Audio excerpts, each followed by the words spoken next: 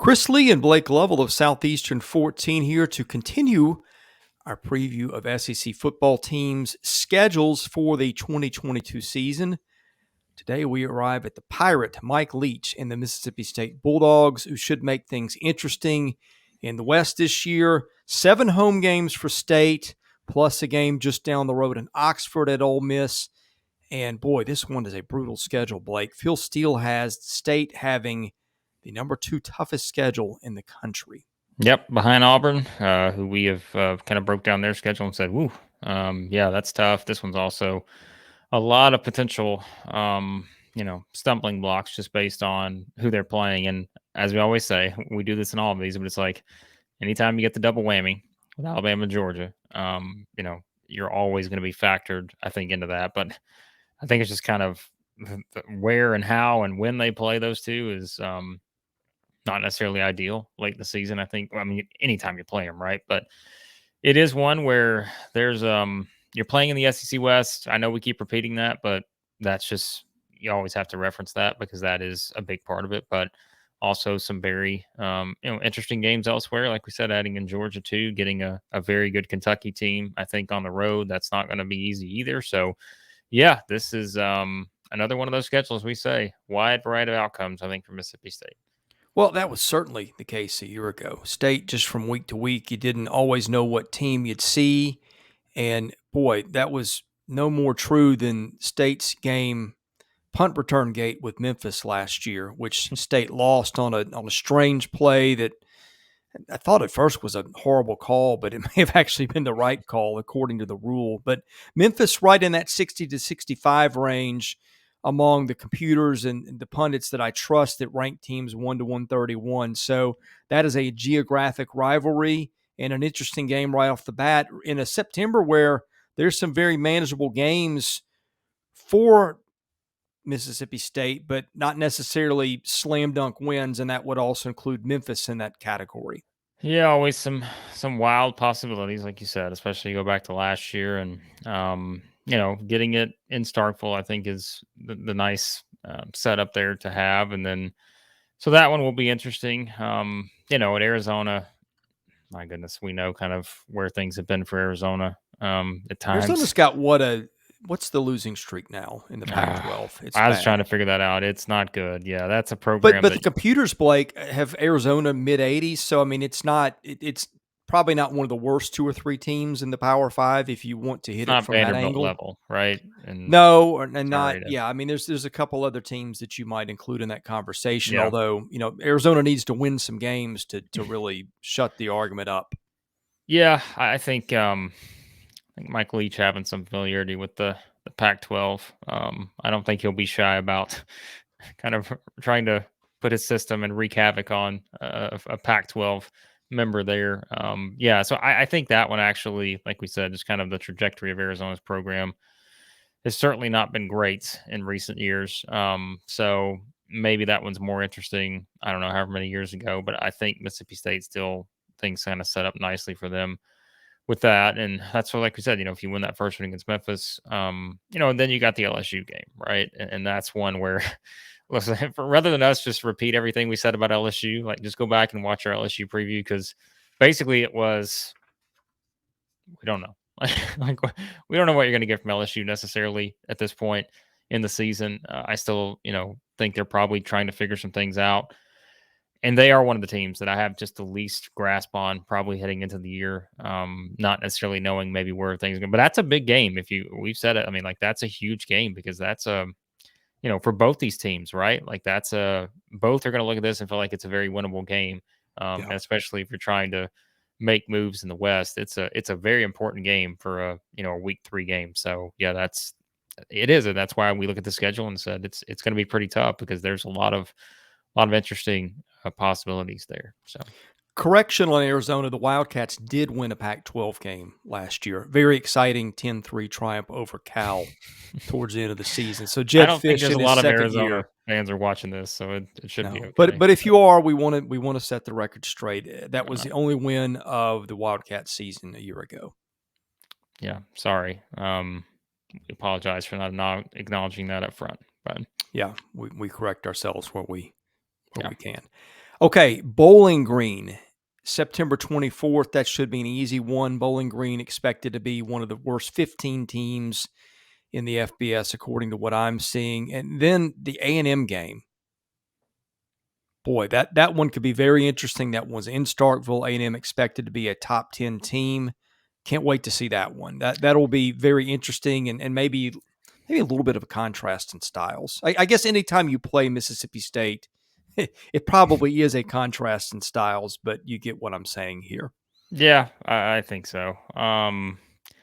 Yeah, and it goes back to kind of what you've talked about too. We haven't done Texas A&M's preview as of right now, as we're recording this, but we've talked about them in every, every preview we've done, and it's just kind of that thinking of, does everything finally go right for them, and they finally get over the hump, and maybe have a chance to win the West, or do you just have kind of that up and down nature of maybe they just don't hit that level you think they're going to? They're a preseason top 10 team. Maybe they wind up, top 25, but I don't know. And just the style. This is why, and I think we pointed this out in another preview we did, but when you're playing Mississippi State, I think you're always going to have always have a chance if you're Mississippi State. And I kind of look at it that way. Yes, there may be some games where you get blown out.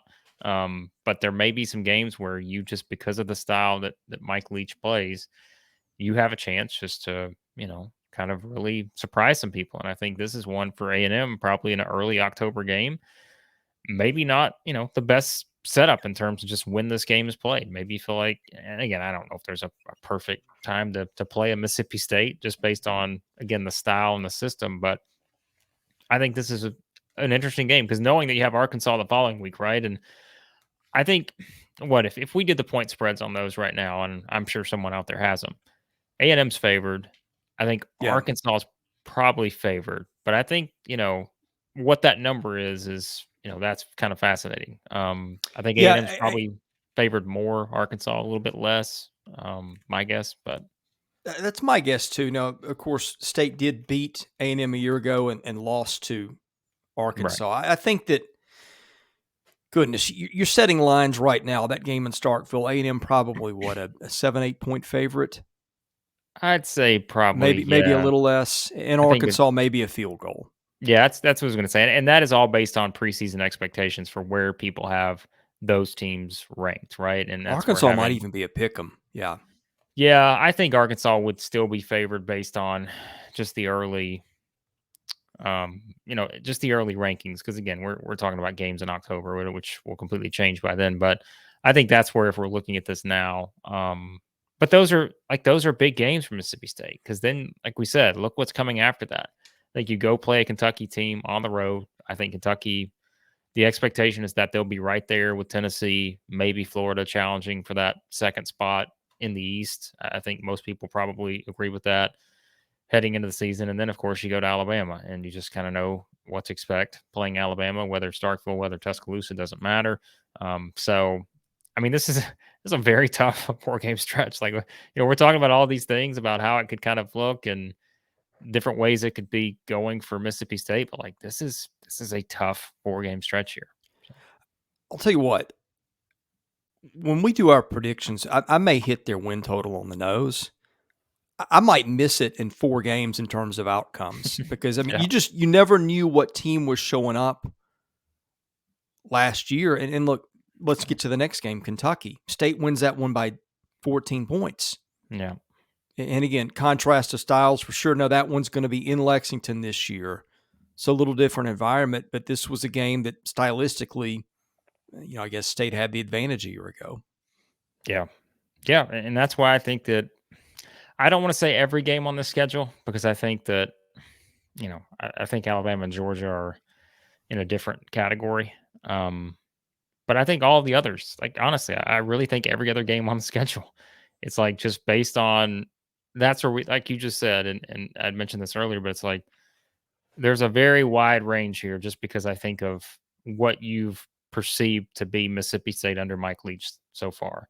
In terms of, like you said, you could just have some of those games that are just completely bonkers and, all of a sudden turn into high scoring games and Mississippi State's got a shot, or you just have a game where things are just not clicking and you go up against a team in the SEC that just happens to kind of be able to exploit your weaknesses. And again, maybe that's Alabama, that's Georgia, but some of these other teams can do it too. Maybe it's A&M, some of those others. So I think that's it. And again, we can reference what happened last season and all that, but I think it's just, I think with a team like Mississippi State, like I think it's impossible to reference the previous, because I just think you're going to get such a different scenario each game with them, just based on how they want to play. But that's not a knock on them. That's just, I think, Mike Leach and understanding, like, he's the head coach. Well, And it's such an unusual system they run. right. Yeah. So And I think that's it. And I think that's it in a nutshell. And that's why, I don't know. We had talked about kind of who the hardest teams to predict have been. I think LSU, maybe Auburn was another one we said. We just kind of don't know what to expect. But I it's think you the throw answer is the SEC West minus Alabama. right. I think that's I mean, it right. really Yeah. is. Yeah. And I think you can say that for everyone. So it's just, all of these games are, they're not toss-ups, but they're just, like we said, and I think I said the phrase, it's like there's going to be a lot of field goal games in the SEC West where you're going to come in, you're looking at the spread, it's a field goal, and the game maybe winds up being a field goal just because I just don't know how much separates a lot of these teams. And that's why I think it was, what was it? We talked about, I think it was those 4 teams specifically right now. And we're just talking about if you're looking at the preseason rankings, publications, and all that. I feel like there's such a wide variety of opinions on Mississippi State, Ole Miss, Auburn, LSU.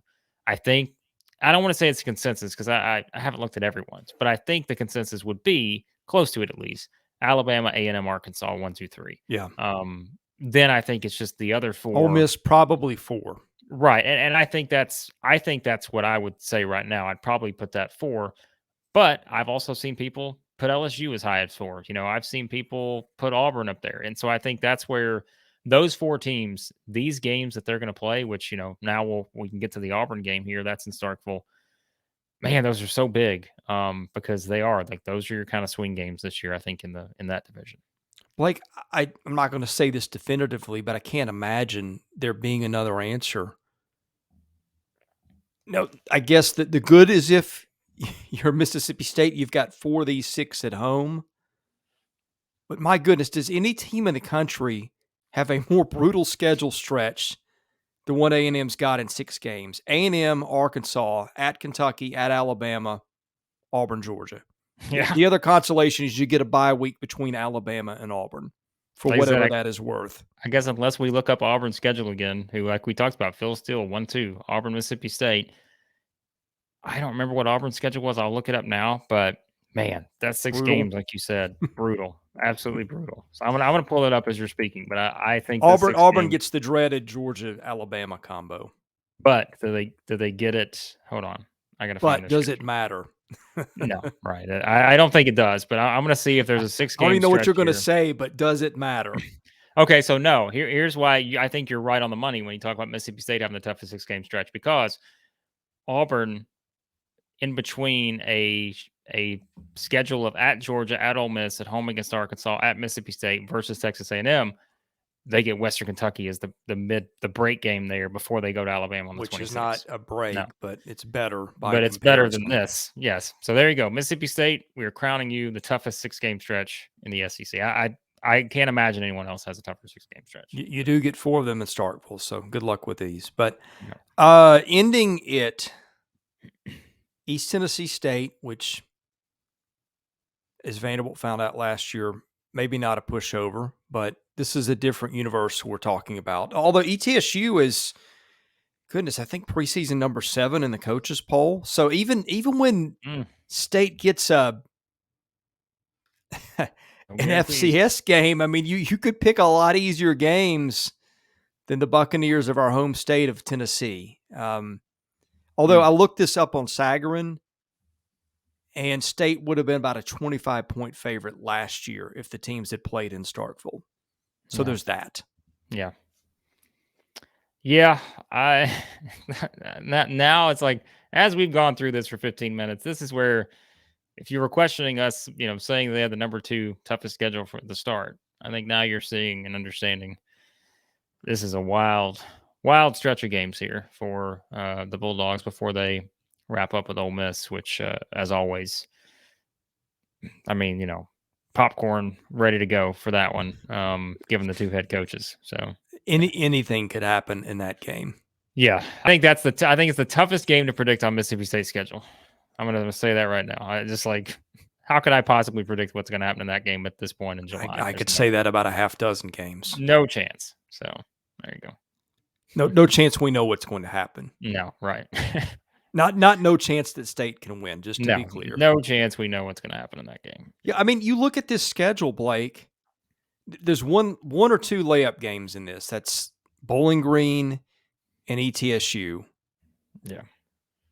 Maybe at Arizona, depending on where Arizona is in its rebuild. But again, Memphis, right off the bat, that one has been tricky, and it's a rivalry game. So that really basically, this has got almost all the elements of a nightmare schedule. It's got Alabama and Georgia. It's got 7 home games instead of 8, like some teams have. It's got the dreaded rivalry game geographically to start with. It's got the rivalry game to end the season. Arizona, again, that might be a layup game in Starkville, but that's on the road. I mean, you just all the ingredients for a brutal schedule are right here for the Bulldogs. Yep. Specifically, that SEC schedule, I think, is just boy, it's going to be an interesting one to navigate for sure. And man, this is why the people in Vegas that make their money. I don't know what Mississippi State's SEC win total is right now, but boy, that would be a hard number for me to set and feel confident about it, because I think I can't even imagine what I would set it at right now. But it's a good thing we're not making our predictions yet, because I don't have to set that number just yet. But I have no idea what I would set their SEC win total at. It's because of the I can schedule. tell you right now, you can take whatever my predictions are, print them out, and use that for Kleenex. Because and again, last year reminded you just don't know from week to week what you're going to get. Yep. Perfect example being big win over NC State early after really a miracle comeback over Louisiana Tech, and then you lose 1 to Memphis the next week. That just sort of typified a lot of where State's season under Mike Leach went a year ago. Yeah. Yeah, it's gonna be. I keep scrolling. You're not seeing this on the screen, but I keep scrolling up and down the schedule, and I'm just like, man, Waiting for it to get easier, and it I'm just like, doesn't. I know I'm trying in my head. I'm trying to, I'm trying to figure out their record in my head, and I'm just like, I have no idea. Like, I'm just stopping. I'm like, I don't know what to do with that one. Like, I don't know who's gonna win that game. So yeah, there you go. Well, we were almost done with our preview series of SEC football schedules. We will either get to your favorite team in the next day or two, or we've already done it. The best way to keep up with what we do is to hit the subscribe button. We will have basketball content. Yes, basketball Chris content Jans, coming soon. Mississippi State head coach. Yes, Chris Talk a lot Jans. about him this offseason. So We will, and we've got a lot of stuff going on. Lots more football videos to come. So be sure to hit that subscribe button, and we'll see you again very soon.